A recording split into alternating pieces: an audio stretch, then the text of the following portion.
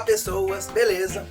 Meu nome é Júlio César, eu sou o Nerd da Química e bem-vindo ao meu canal, que é o maior canal de química de todo o maravilhoso estado do Espírito Santo. E hoje, neste vídeo, eu irei mostrar para vocês mais uma vez outro experimento daquela série de sintetizar corantes utilizando materiais corriqueiros encontrados em casa. E hoje eu irei ensinar para vocês como produzir um corante 100% natural a partir de urucum.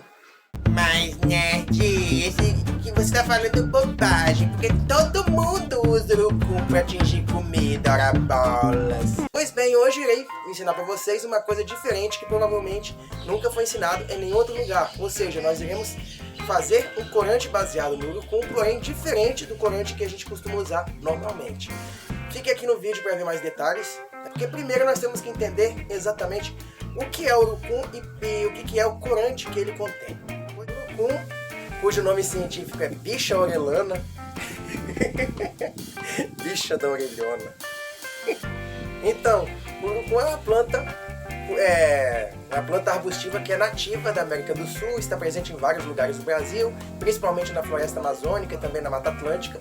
E ele é uma planta que contém um fruto espinhoso que dentro dele contém algumas sementes pequenas e que elas têm uma cor laranja bem intensa. E dessas sementes você extrai o material corante que constitui o condimento. Ou seja, nós pegamos esse material corante, diluímos ele em um pouco de fubá para poder dar volume e assim nós obtemos um condimento muito apreciado aqui no Brasil, muito utilizado, chamado colorífico, ou mais conhecido como coloral. Aqui nós temos alguns frutos secos da planta do coloral. Olha só que interessante, a planta do urucum. Ele tem esse aspecto espinhoso. Dentro deles nós temos essas sementes, como vocês podem ver aqui, e essas sementes elas vão liberar o corante que nós vamos usar para poder fazer esse condimento chamado coloral. E uma coisa bem interessante sobre esses frutos da planta do urucum é que quando eles estão secos eles produzem um barulhinho bem gostosinho que é tipo uma ASMR. Olha só, saca só esse som.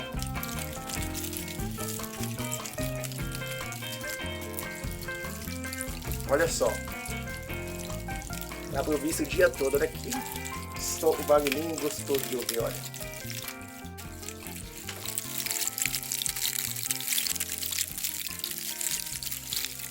Então, essa planta é muito utilizada pelos índios para poder tingir seus corpos em rituais ou então para embelezar também, e também porque ele é um potente repelente de insetos, ou seja, ele é utilizado para repelir os mosquitos, o que é uma coisa muito boa que melhora bastante a vida de quem mora na floresta.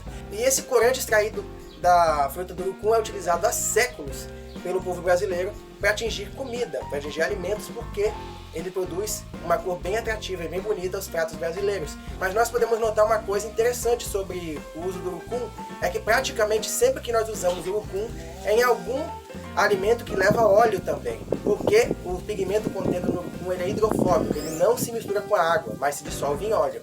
Esse corante é uma substância que é um tipo de lipídio, ou seja, uma substância do mesmo grupo que pertence os óleos e gorduras. E ele é um tipo de lipídio da família dos carotenoides, que é uma substância muito semelhante àquela presente, por exemplo, como o beta-caroteno das cenouras, que dá aquela cor alaranjada, e também o licopeno, que está presente nos tomates. Eles são todos produtos de uma família de substâncias lipídicas chamadas de carotenoides. Inclusive o próprio fubá, que é usado como diluente, ele também contém outro carotenoide chamado zeaxantina, mas isso é só uma curiosidade, vamos continuar com o urucum.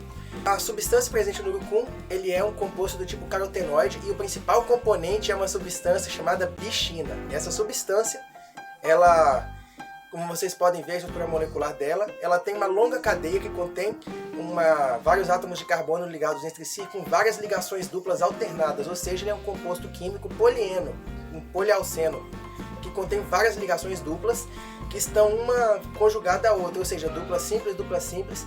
E esse arranjo dessa estrutura, como nós vimos no vídeo sobre o arco-íris de licopeno, que é um vídeo bem interessante que eu recomendo bastante vocês assistirem, ele reage aos fótons da luz visível de uma forma interessante. Ocorre uma ressonância entre os elétrons, de forma que eles conseguem absorver um comprimento de onda específico e emitir outro, de modo que compostos que contêm várias ligações simples e duplas alternadas, eles geralmente são altamente coloridos, como por exemplo o licopeno, beta-caroteno, e também a bichina, que é a substância presente no coloral. E uma outra característica dessa substância, além de ser altamente colorida, é que ela é insolúvel em água, ou seja, é uma substância que a maior parte da sua molécula é apolar, ou seja, ela não interage com a água. Isso acontece porque nós temos uma cadeia carbônica bem longa, e cadeias carbônicas geralmente são muito pouco polares, porque a diferença de eletronegatividade entre o carbono e o hidrogênio que formam essas cadeias é bem baixa. Isso faz com que praticamente não tenham cargas elétricas, polos elétricos nessas moléculas. E com isso, compostos que têm uma cadeia carbônica muito grande, eles têm uma tendência a serem menos polares, e substâncias que são muito pouco polares ou apolares, sem polos elétricos, elas não são muito solúveis em água, porque a água é uma substância altamente polar e ela geralmente interage mais facilmente, se dissolve melhor, substâncias que também são, assim como ela, bastante polares. É aquela regrinha da química chamada semelhante dissolve semelhante. Porém, como nós podemos ver na estrutura da bichina, ele tem apenas dois grupos polares, que são as carboxilas nos finais da cadeia. De um lado nós temos um grupo carboxila com hidrogênio, que é um grupo ácido, do outro nós temos uma carboxila com grupo metila ligada, que é um grupo éster. Essas são as duas únicas partes da cadeia da bichina que são polares. O resto, toda a parte central, é apolar. E como é uma substância predominantemente apolar, que tem uma grande parte apolar, ela é insolúvel em água. Tanto é que nós vamos fazer uma experiência aqui também, em que nós vamos colocar, por exemplo, um solvente polar e um solvente apolar e ver em qual dos dois o nosso coloral vai se dissolver. Então, preste atenção nessa experiência.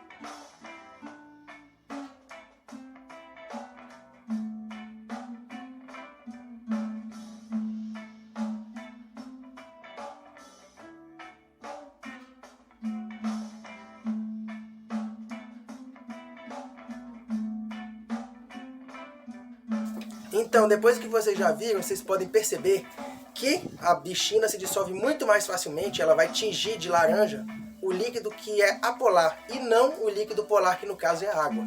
E uma coisa bem importante que nós vamos fazer agora é mudar essa natureza da substância, ou seja, fazer com que essa substância que é apolar passe a ser polar, ou seja, ela passe a se dissolver em água, em vez de dissolver, por exemplo, em óleo, o que aumenta a gama de possibilidades de podermos usar o coloral para tingir outros alimentos, como por exemplo bolos, sucos e sorvetes.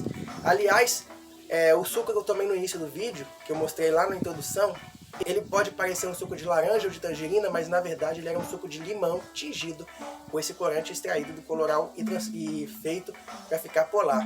Agora nós vamos mostrar como que nós fazemos para fazer esse corante passar de apolar para polar. Então vamos à nossa experiência.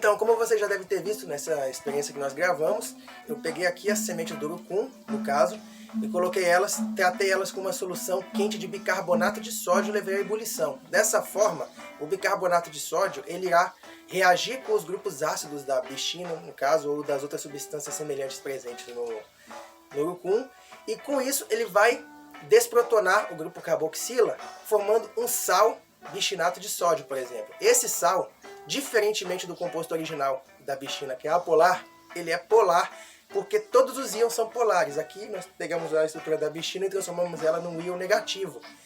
Esse íon negativo ele tem essa carga elétrica de forma que ele se torna polar, e com isso ele torna-se solúvel em água. O que nós fizemos é uma coisa semelhante que acontece com sabão, por exemplo. Os ácidos graxos, que são as substâncias, são os ácidos que vão formar os sabões, por exemplo, ácido esteárico, ácido oleico, eles também são compostos pouco solúveis em água porque a cadeia apolar deles é muito grande, enquanto a parte polar é muito pequena.